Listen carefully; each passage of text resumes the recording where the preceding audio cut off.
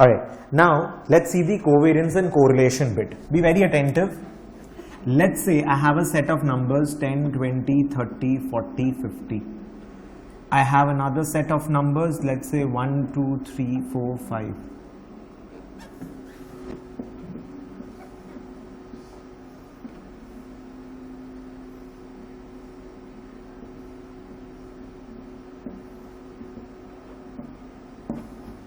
मेरे पास दो set of numbers है. When you're looking at mean, median, mode, standard deviation, variance, skewness or kurtosis, you're concentrating on one single distribution. मेरा data का average क्या, मेरा data किस range किस वैल्यू के आगे पीछे है, मीन मीडियन मोड कितना किस तरीके से, is it distributed in a narrow range और is it dispersed, measures of dispersion, standard deviation, variance etcetera. Skewness, do I have an exceptionally negative or an exceptionally high positive value out of the normal range of data? That is skewness. Kurtosis was क्या मेरा data more towards the tail arranged है या it is more towards the centrally portion arranged. तो मेरा data किस तरीके से arranged है. That brings me to the kurtosis वाला part. Whether my data is leptokurtic, platykurtic, what. Now when I'm looking at covariance or correlation, I'm trying to understand the relationship between data. We'll be learning three terms over here: correlation, covariance, regression. Regression के ऊपर we have 3-4 readings later, so we will see to that. So covariance, correlation and regression. We are looking at covariance, correlation and regression now. When you're looking at the relationship between two variables, you're looking at covariance, correlation and all.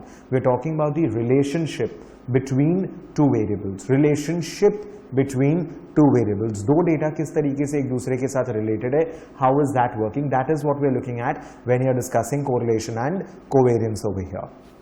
Let's see how does it work. Say for example मेरे पास कुछ data points है, 5 years का return है, कुछ भी. Let's say this is stock A का return and stock B is very bad over here, stock B का return. Let's say तो stock A का मूवमेंट, इसका एवरेज क्या होगा एक बार देखो. 1 2 3 4 5 का एवरेज इज 30, करेक्ट. इसका एवरेज क्या होगा 3. मेरा डेटा अपने एवरेज के अराउंड किस तरीके से अरेंज्ड है, ध्यान देना एक बार, थोड़ा सा ध्यान देना. I am trying to derive the covariance formula for you.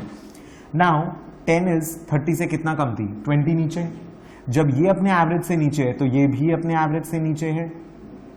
जब ये अपने एवरेज से नीचे है तो ये भी अपने एवरेज से नीचे है.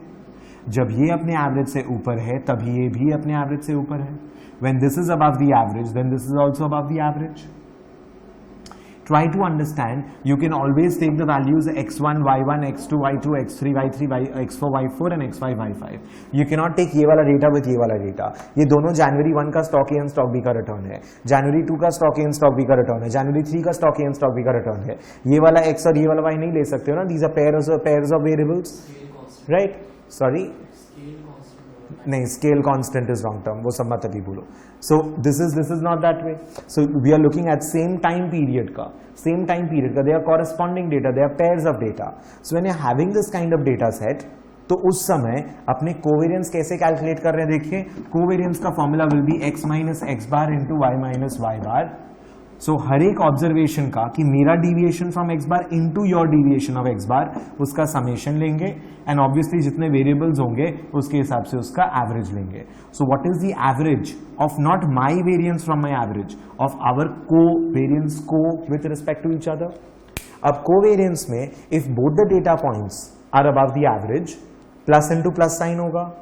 सॉरी ये वाला एवरेज के ऊपर एवरेज का ऊपर x minus x bar y minus y bar, positive into positive, you have a positive number. x is less then x bar, y is less than y bar, x minus x bar negative into y minus y bar negative, it's going to give you a positive value. And ये चीज तभी होगा when the data is moving in the same direction, क्योंकि या तो दोनों अगर same direction मतलब या तो दोनों बढ़ता है दोनों गिरता है, दोनों बढ़ेगा तो दोनों अपने एवरेज के ऊपर होगा, दोनों गिरेगा तो दोनों अपने एवरेज के नीचे होगा. Since the direction is going to be the same, your covariance is going to turn out to be positive. Comfortable till here everyone. वही चीज अगर अपने नेगेटिव कोवेरियंस का बात करेंगे तो इन that case if you see this is इसका average, this is इसका एवरेज. जब ये एवरेज के नीचे है तब ये एवरेज के ऊपर, जब ये एवरेज के ऊपर है तब ये एवरेज के नीचे. This minus this negative into this minus this positive, it's going to give you a negative value. This minus this positive into this minus this negative is going to give again a negative value. इसमें positive बोला क्या, गलत बोल दिया शायद. Negative into positive will give you negative. Positive into negative will give you negative. So अगर data उल्टे direction में मूव करता है, मतलब ये बढ़ेगा तो ये गिरेगा, ये गिरेगा तो ये बढ़ेगा. If the data moves in opposite direction, your x minus x bar into y minus y bar is going to give you a negative value. It's going to give you a negative value. So covariance is going to give you a positive or negative value depending on whether the data sets are moving in the same direction or opposite direction. अपने discuss किए थे कि covariance को study करना is very important. दो stock अगर दोनों ऊपर नीचे जाएगा तो पोर्टफोलियो ऐसे मूव करेगा, और दो स्टॉक एक ऊपर एक नीचे जाएगा या एक ऊपर एक नीचे जाएगा तो पोर्टफोलियो ऑन एन एवरेज इस तरीके से मूव करेगा. So in order to define the riskiness of the portfolio और how the cumulatively of how two variables together are related, it is going to be very important to study the relationship between the variables कि क्या वो दोनों same direction में move करते हैं कि उल्टे डायरेक्शन में मूव करते हैं. So covariance and correlation is going to help you with that. बोलो समझ में आ रहा है कोवेरियंस कोरिलेशन वाला पार्ट. सो कोवेरियंस कोरिलेशन पे अब तक नहीं आया हूं, बट कोवेरियंस में एक और चीज let's see. Suppose they are all percentages, 10%, 1%, 20%, 2%, 30%, 3%, सारे परसेंटेज वैल्यूज हैं. मैं 30 माइनस 3 होल स्क्वायर करूंगा तो 27 होल स्क्वायर होगा. 40 minus 4 whole square, sorry 10 minus 30 whole square किया, 10 माइनस 30 20 इंटू 1 माइनस 3 2 होगा. 20 माइनस 30 10 एंड 2 माइनस 3 6 होगा. एक बार साइन को गोली मारो. I am just trying to demonstrate something else. यही वैल्यूज को अगर परसेंटेज टर्म में ले रहा हूं तो I would be multiplying 0.20 into 0.02, 0.10 into 0.06. मैं इस तरीके से मल्टीप्लाई करूंगा.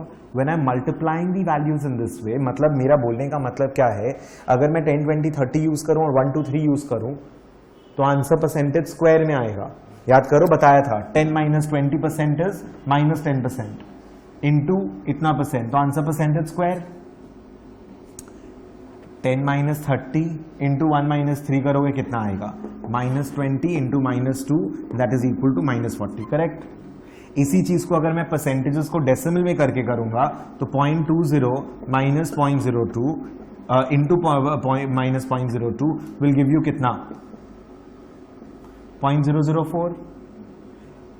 नॉर्मल टर्म्स में 40 आ रहा है, डेसिमल टर्म्स में अगर परसेंटेज को कन्वर्ट किया तो 0.004 आंसर आ रहा है. मतलब कोवेरियंस का वैल्यू इज 40 या 0.004 देख करके you will not be able to comment anything. I am trying to tell you is कि कोवेरियंस और कोवेरियंस का साइन को देख करके बता सकते हो कि दोनों डेटा सेम डायरेक्शन में मूव कर रहा है कि ऑपोजिट डायरेक्शन में मूव कर रहा है. But looking at the value, the magnitude of covariance, you will not be able to comment anything about it. Because if I convert the same variables, say for example आपका sales in millions है, ये सारा $1 million का amount है. वही 30 million में 30 और 6 zeros के साथ में अगर ये सम करूंगा तो सोचो क्या आंसर आएगा. 6 zeros into 6 zeros. Suppose these are millions, and then when I calculate this, it will be 20 million into minus 20 million into minus 2 million. That will be this 4 into 10 to the power 12. 40 into 10 to the power 12. और वही चीज मैंने अगर millions का figure को ऐसे convert कर दिया कि ऑल फिगर्स इन मिलियंस, तो आप बोलेंगे आपका कोवेरियंस 40 आ रहा है. सेल्स को जैसे ही सेल्स इन मिलियंस हुआ एंड सेल्स हुआ, आंसर पूरा चेंज हो गया ना. मतलब looking at whether the covariance is 40 or 40 million or 400 million or 4000 million, it doesn't matter, it will not change anything. समझ में आ रहा है क्या बोल रहा हूं. So magnitude of covariance doesn't matter. So covariance के साइन से खाली इतना पता चल रहा है कि एक ऊपर जाएगा तो दूसरा ऊपर जाएगा, या फिर एक ऊपर जाएगा तो दूसरा नीचे जाएगा. So you are just getting the direction and nothing about the shape और द मैग्नीट्यूड और anything of that sort. So that is a major problem with covariance. और कोवेरियंस को मेरे को कुछ स्टैंडर्डाइज करना पड़ेगा. फिर याद करिए 10 kilometres minus 5 kilometres is equal to 5 kilometres into 20 kilometres minus 5 kilometres is 15 kilometres. Minus करते तो यूनिट कटता नहीं है ना, डिवीजन और मल्टीप्लिकेशन में यूनिट कैंसिल ऑफ होता है. बता चुका हूं ये वाला चीज, राइट. इसका मतलब कोवेरियंस का unit, it's not a unit free measure, it is unit square. Covariance is not a unit free measure, it is unit square. I need to standardize this. मेरे को कोवेरियंस को स्टैंडर्डाइज करना पड़ेगा. Covariance को standardise कैसे करेंगे? I will have something called correlation. Correlation is represented by Greek letter rho. x, y, x and y के बीच का correlation is covariance of x, y divided by sigma x sigma y. So you standardize your covariance by dividing it by sigma x sigma y. And how does it work? देखो unit square था, इसमें 1 unit है, इसमें 1 unit है, पूरा का पूरा सारा यूनिट्स कैंसिल हो जाएगा and correlation becomes a standardized measure. Correlation becomes a standardized measure. Correlation is always going to be ranging between -1 and +1. Correlation will always be ranging between -1 and +1. Covariance just gives you the direction of the movement, but strength of relationship के बारे में covariance कुछ नहीं बोल रहा. Correlation use करते तो standardize covariance so that I can analyze and I can understand कि किस तरीके से मेरा data का shape होगा. Now coming to the correlation part, very important. This part you understood, right?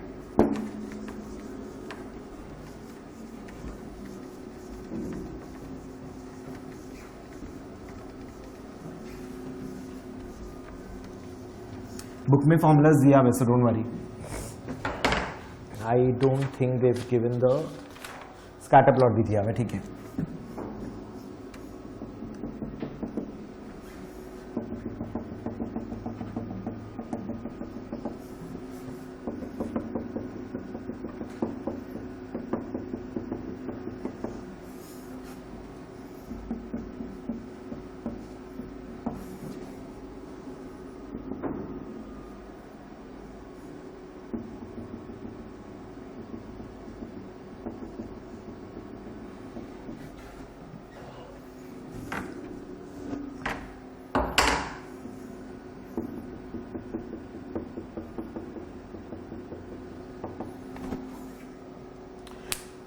Alright, now the term correlation is always going to be ranging between -1 and +1. Correlation से क्या समझ में आता है? We are trying to study two data points, one is x and one is y.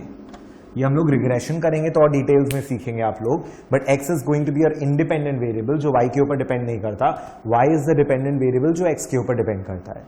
When I'm studying two variables, say for example, how is SBI का prices going to be reacting towards interest rate? How is Coal India का prices reacting towards coal का prices? How is MRF का share prices or returns going to depend on the rubber production in Brazil suppose, because that is their raw material suppose. So अगर अपने कोई भी दो related data sets को study करना पड़ेगा ना, say for example आप oil का forecast करोगे तो उसके basis पे घर पे तेल थोड़ी लाके रखोगे, ONGC के ऊपर trade करोगे उसके basis पर. You're understanding? So you need an X, you need to study an independent variable so as to make analysis, so as to make predictions about something. तो आज जो independent interest rate market में कैसा होगा, अच्छा उसके accordingly let me do this trade in the market. उसी हिसाब से trades and all लेते हैं अपने, right? Everybody following? So यहाँ पर हम लोग क्या बोल रहे हैं कि suppose X and Y are related variables, Y X के ऊपर depend कर रहा है. मेरे को एक इक्वेशन फॉर्म करने का मन है, लेट्स से SBI का प्राइसेस और something Y is equal to 3.2x plus 5. Suppose ये इक्वेशन बना, y is equal to 3.2x plus 5. ये इक्वेशन कैसे बना? That is regression. Now understand what it means. यहां पर your correlation is equal to 1. Correlation exactly 1 निकल के आएगा.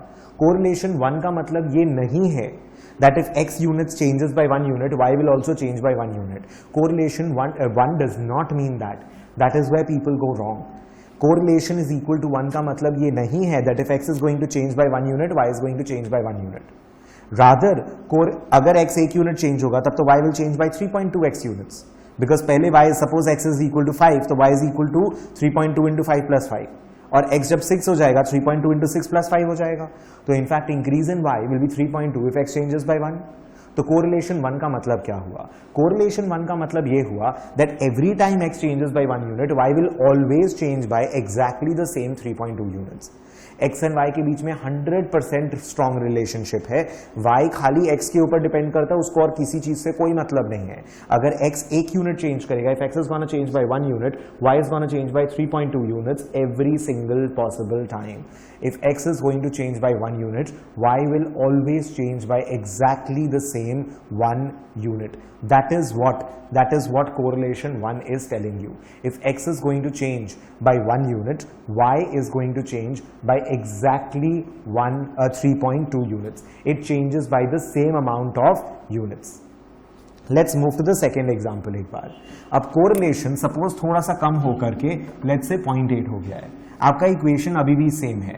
We are still talking about let's say SBI का प्राइसेस एंड इंडिया का जीडीपी और समथिंग. इंडिया का जीडीपी अगर अच्छा होगा तो एसबीआई का प्राइसेस बढ़ेगा, लेकिन एसबीआई का प्राइसेस खाली इंडिया के जीडीपी के ऊपर डिपेंड नहीं करता. It depends on other multiple factors. Interest rate कैसा है, अनएम्प्लॉयमेंट रेट कैसा है, फॉरेन एक्सचेंज करेंसी कैसा है, अपना लोग का जीडीपी डेट रेशियो कैसा है. Lot of factors could be determining SBI. But yes, let's say GDP या फिर interest rate is a very very important factor. तो अगर x एक यूनिट बढ़ता है, y कभी 3 यूनिट्स बढ़ता है, कभी 3.1, कभी 3.2, कभी 3.3, कभी 3.4. It increases by very very close to 3.2 units, but not exactly by 3.2 units all the time. आपका रिलेशनशिप थोड़ा वीक हो रहा है, आपका कोरिलेशन स्ट्रांग नहीं है. It is very very strong right now, but it is almost 0.8. अभी 0.8 level आ गया. हम लोग अगर एसबीआई का एंड जीडीपी का प्राइसेस प्लॉट करेंगे, जनवरी 1 एसबीआई जीडीपी, जनवरी 2 एसबीआई जीडीपी, जनवरी 3 दिस वन, जनवरी 4 दिस वन, जनवरी 5 दिस वन, सपोज. इससे पॉइंट के जो बीचों बीच जो लाइन जाएगा, that is known as regression line. उस लाइन का equation we find out. That will be done in a later chapter. That is regression. I am trying to make you understand the difference between covariance, correlation, regression. क्योंकि school के time में भी आपने ये terms पढ़ा था, लेकिन शायद उतना वो क्लैरिटी नहीं मिलता है.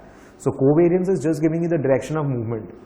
Correlation is going to tell you exactly the shape, कि ये कैसा टाइप का शेप होगा डेटा का. एंड रिग्रेशन इज जिस तरीके से हम लोग ये इक्वेशन बनाते हैं, बिकॉज देखो पॉइंट्स का डॉट्स का इक्वेशन नहीं बनेगा. ये डॉट्स का इक्वेशन नहीं बना सकते हो.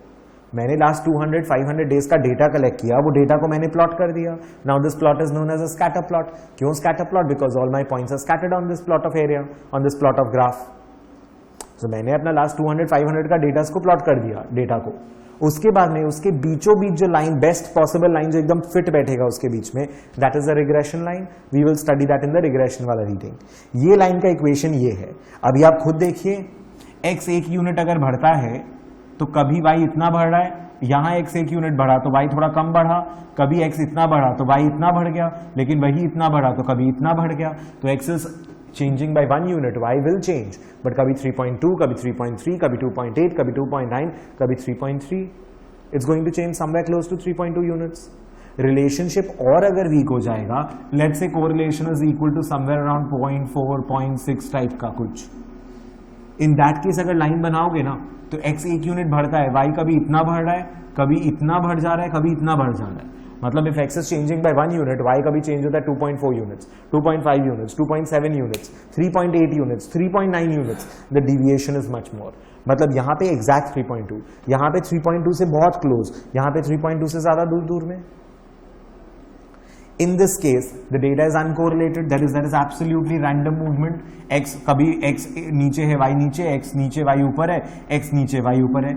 At a low value of x, you have a high y or a low y. At high value of x, कभी आपका high y है, कभी low y है. It doesn't matter. x और y एकदम independent है, एकदम unrelated है, उनको एक दूसरे से फर्क नहीं पड़ता है. So correlation का sign tells you the direction, because here correlation is equal to -1, correlation could be equal to -0.8 types, correlation could be equal to -0.4 types or something. So the plus sign or the minus sign will tell you whether if x increases, y increases or y decreases.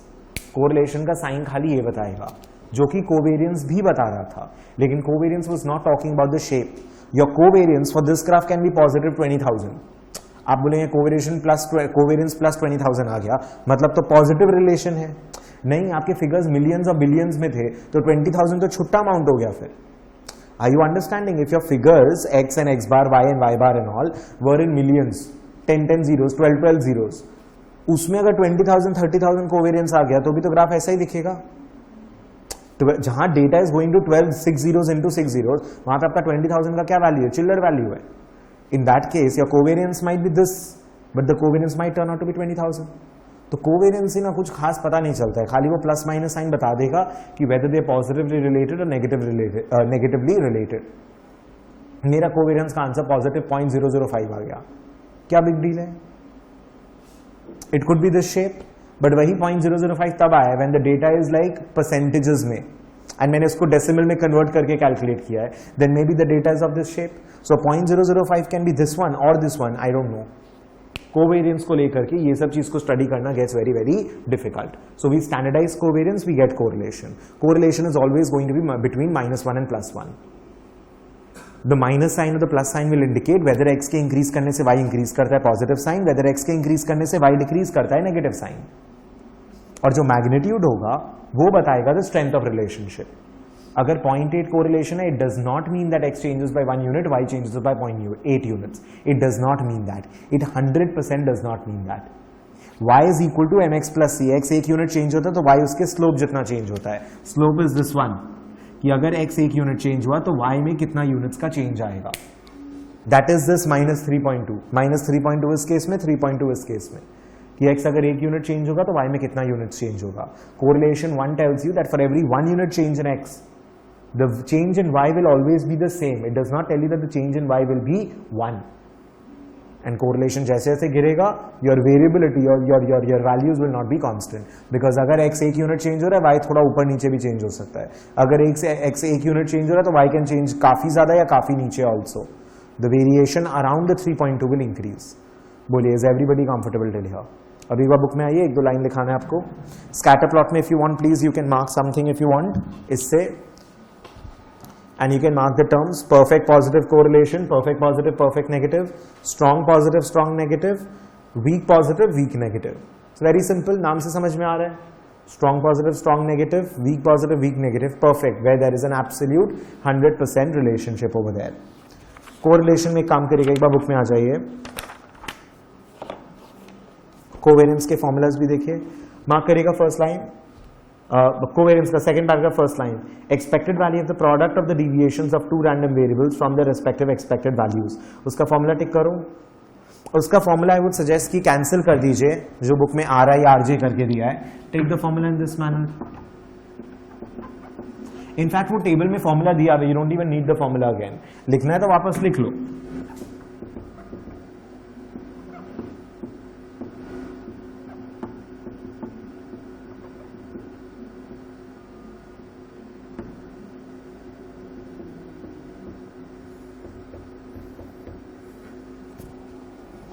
और ई हटाना है.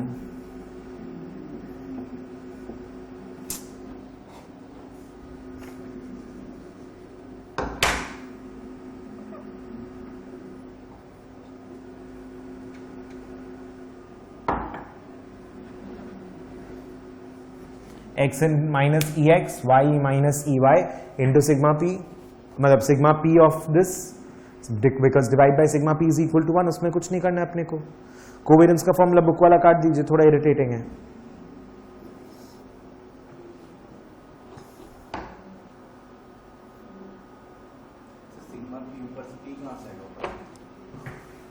वो W कर दे यार,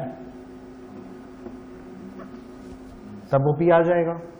next portion, वो जो properties of covariance दिया है देखो. कोवेरियंस इंडिपेंडेंट अगर वेरिएबल्स है तो covariance of x, y is equal to 0, obvious सा बात है. इंडिपेंडेंट मतलब दे आर मूविंग रैंडमली, तो covariance is 0. Covariance x, x is equal to variance of x, वो याद रखना है आपको. एंड सिंपल है, इट्स वेरी बेसिक. देखो ना, इसमें अगर x को डाल दोगे, कोवेरियंस ऑफ x, x मतलब my covariance with my self only, that is x minus x bar into x minus x bar, that is x minus x bar whole square. Variance का formula बन गया ना. So, ये तो simple सा property है. Covariance of a plus b x and c plus d y work exactly in the same way. देखो variance में भी जो प्लस वाला पार्ट था वो उड़ जाता था, एंड जो मल्टीप्लाई वाला पार्ट था वो आ जाता था.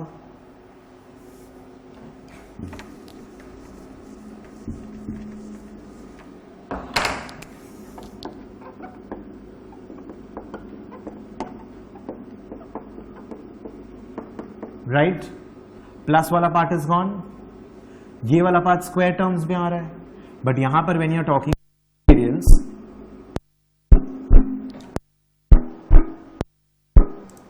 या so now when you are looking at covariance, लेकिन it is let's say cx plus a dy plus b. In that case plus वाला पोर्शन जाएगा. स्क्वायर क्यों नहीं हो रहा है? बिकॉज c इंटू एक्स है, d इंटू वाई है, तो c into D into covariance of x, y आ जाएगा ना. इनफैक्ट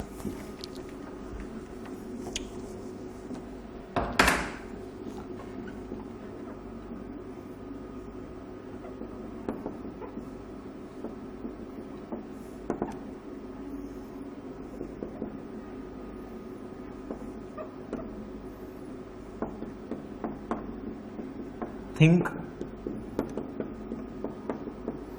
सोचो. This very simple, this very basic. समझ में आया? Covariance of c x plus a and c x plus a should be variance of c x plus variance c square variance x हिसाब से. Covariance of anything with itself is equal to variance of that which is equal to this. और इसको proof करके दिखा रहा हूं. सी x plus ए में plus a उड़ जाएगा. C into covariance x comma x आएगा. That is C square variance of x. समझ में आ रहा है? यहां बी और डी, ये सी और डी मल्टीप्लाई क्यों हो रहा है? स्क्वायर क्यों नहीं मल्टीप्लाई हो रहा है? बिकॉज एक एक्स का एक वाई का है. यहां दोनों एक्स का था इसलिए स्क्वायर हो जा रहा था. बोलो, getting it everyone? Got it? ठीक है यहां तक? You want to take anything, you take this down. उसके बाद एक लाइन लिखाऊंगा. What's happening today? उसके बाद एक लाइन लिखाऊंगा. कॉपी करना तो कॉपी कर लीजिए. बहुत इजी स्टफ है, सब याद नहीं करना है. Please don't spend lot of time learning these things.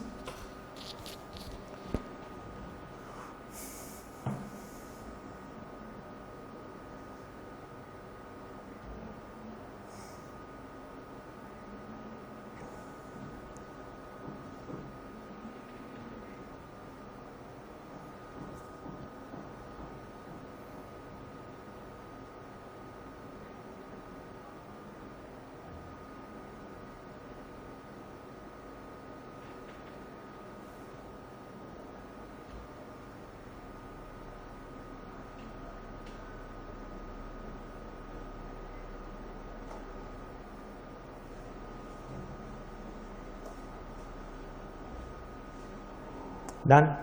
Next property देखिए. If x and y are not independent, variance of x plus y is variance of x plus variance of y plus 2 covariance x comma y. वो जो formulas दिया हुआ है ना, दो formula, variance of x plus y and x minus y, उसके side में लिखिए portfolio. I will discuss that in the portfolio section. Just right portfolio, both the formulas. वो पोर्टफोलियो में कवर होगा. Just right portfolio, I will cover that in portfolio. Next example थोड़ा सा tricky, एक बार देख लेते हैं. अपने बुक से ही देखेंगे अपने. We will not solve it right here because very formula application type का सम है. देखो, assume that the economy can be in 3 possible states, normal, boom या इकोनॉमिक ग्रोथ. 3 पॉसिबिलिटीज है मार्केट का. उसमें बोल रहे हैं उन तीनों का प्रोबेबिलिटी दे दिया. 30% चांस है कि मार्केट बहुत अच्छा होगा, नॉर्मल होने का 50% चांस है, खराब मार्केट का 20% चांस है.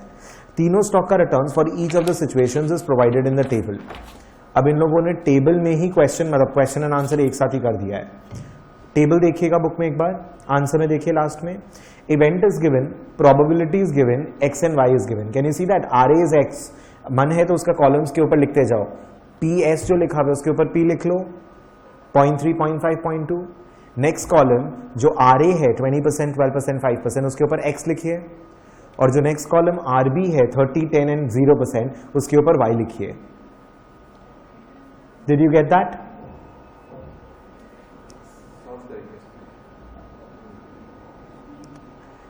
एक सेकेंड.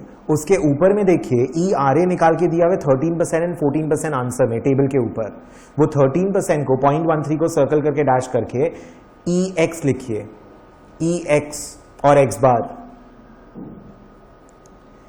एंड जो 14% निकला है दैट इज ई वाई और y bar.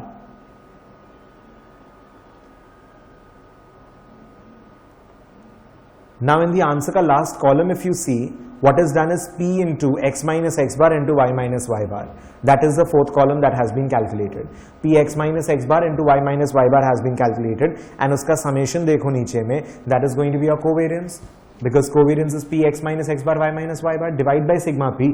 Sigma p is equal to 1, वो लेना नहीं पड़ता है. समझ में आया? x bar y bar is e x and e y. Probability is दिया हुआ है p into x minus x bar, that is p into x minus ex into y minus ey. That's the answer. वो example के नीचे वाला line mark करिए. Covariance difficult to interpret. Next paragraph correlation. Covariance का correlation का formula tick करिए and don't learn the formulas. वो I जे, कहीं आई जे है, कहीं एक्स वाई है, उसके साइड में अपना फॉर्मूला लिख लो. Covariance x comma y divide by sigma x sigma y. Correlation is equal to covariance x comma y divide by sigma x sigma y. जो मैंने दिया आपको यहां पर फॉर्मूला दिया हुआ है ना, कोवेरियंस नहीं सॉरी,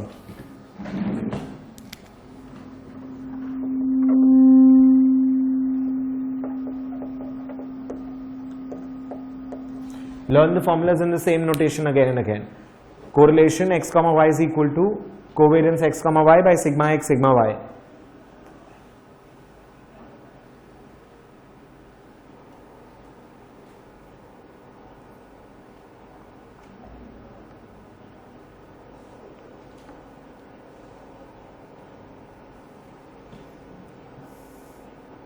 अब एक काम करिए, नीचे पैराग्राफ में प्रॉपर्टीज ऑफ कोरिलेशन दिया हुआ है, उसमें फर्स्ट पॉइंट अंडरलाइन करिए, correlation measures the strength of the relationship. उसके साइड में लिखिए covariance gives only direction, covariance gives direction only, covariance gives the direction only.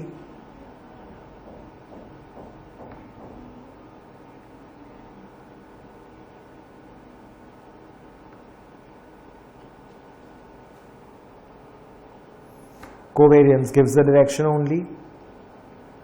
उसके बाद next one, correlation has no units. वहां साइड में लिखो covariance unit square, covariance dash unit square. Covariance का measure unit square में होता है. Correlation standardised है, दोनों यूनिट कटा दिया आपने यहां पे. Next line, ranges from -1 to +1. उसके साइड में लिखो covariance no range, covariance no range.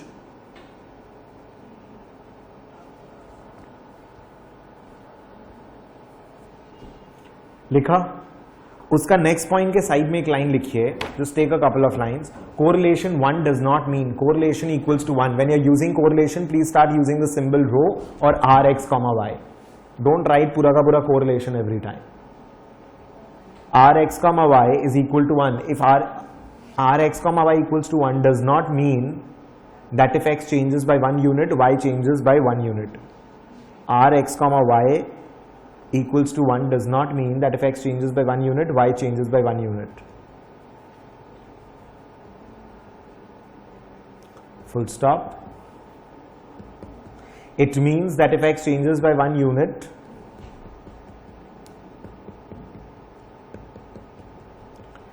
it means that if x changes by 1 unit, comma,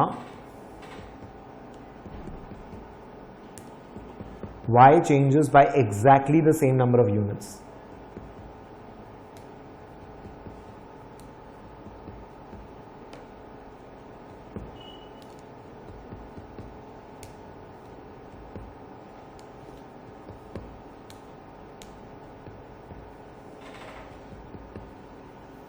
Y changes by exactly the same units. बोलो, क्लियर, अंडरस्टूड. नेक्स्ट पॉइंट वो देखना तो देख लीजिएगा, वो -1 +1 वो सब का बात कर रहा है. लास्ट पॉइंट मार्क करो, correlation equals to 0 means that there is no linear relationship. Linear circle करो, डैश करके लिखिए, a non linear relationship is still possible. A non linear relationship may exist.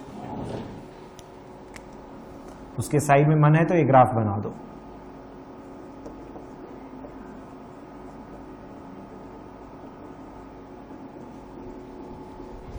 ऐसा अगर शेप हो रहा है पैराबोला का, आपका कोरिलेशन बोलेगा 0 है, लेकिन शेप एग्जिस्ट करेगा ना डेटा पॉइंट्स में. या correlation might tell it 0 but the shape will exist. You can not form an equation y is equal to mx plus c.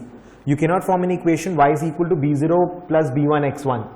You can't do that. But y is equal to ax square plus c, 4ax square plus y, वो सब जो अपना equation आता है parabola and all का, वो तो बन ही सकता है ना. पैराबोला का इक्वेशन तो बना ही सकते हो, सर्कल का इक्वेशन बन जाएगा. You will say that there is no relationship in data. Of course there is a relationship in data. ax square plus bx square plus c equals by square plus c equals to 0. Relationship है, no linear relationship is there. So correlation 0 का मतलब ये नहीं है कि relationship नहीं है. Correlation 0 का मतलब ये है that there is no linear relationship. And when you will see questions, तो वो लीनियर वर्ड होना या नहीं होना is going to be very important. So you have to be very thorough. बोलिए फॉलोइंग. मैं भी वो फॉर्मूला नहीं करा रहा हूं, फॉर्मूला एप्लीकेशन का क्वेश्चन है, कर लीजिएगा. Scatter plot we already seen what it is. उसका बुक का जो स्कैटर प्लॉट्स बना हुआ है उसमें कुछ मार्क करना है तो कर लीजिए. Perfect positive less than perfect 0, perfect negative less than perfect negative. And higher the correlation, stronger the correlation, lower the correlation, weaker the correlation, weaker the strength of the relationship. But जब मैं stronger, higher और lower का बात कर रहा हूं, stronger या weaker का बात कर रहा हूं, मैं मैग्नीट्यूड का बात कर रहा हूं, मैं माइनस साइन या प्लस साइन का बात नहीं कर रहा हूं. A +1 is a perfect positive. A -1 is also perfect, but perfect negative. A 0.8 is very strong positive correlation, but a -0.8 is also very strong negative relationship. Relationship positive negative is going to tell you the direction. The strength of the relationship is कि अगर x 1 unit ऊपर नीचे हो रहा है तो y कितना consistently same number of units ऊपर नीचे हो रहा है. That is what your correlation is going to tell you. The magnitude gives us the strength, the sign gives us the direction. Magnitude dash strength, sign dash direction. Got it?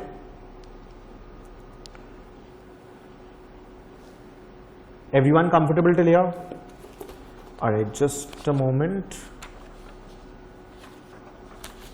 और मैं इसको पूरा एक बार में खत्म करा, नहीं 10 मिनट लगेगा. Alright, just give me a second, we'll start with the next part.